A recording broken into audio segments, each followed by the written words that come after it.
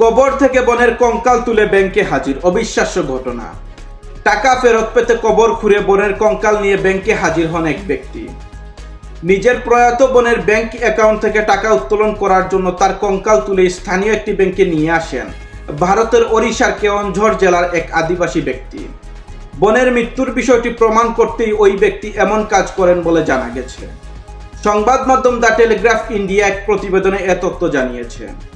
কাগজে প্রমাণ না থাকলে কখনো কখনো সত্যি এতটাই অসহায় হয়ে পড়ে।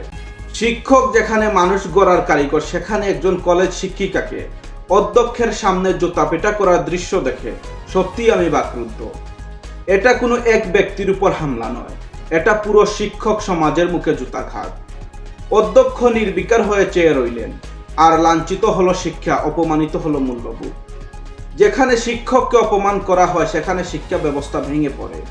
আমি স্পষ্ট করে বলছি, এই ন্যক্কারজনক ঘটনার দৃষ্টান্তমূলক শাস্তির ব্যবস্থা করা হোক। একজন শিক্ষককে অপমান করা মানে পুরো জাতির ভবিষ্যৎকে অপমান করা। আপনি কি বলেন তা কমেন্ট বক্সে অবশ্যই জানিয়ে যাবেন।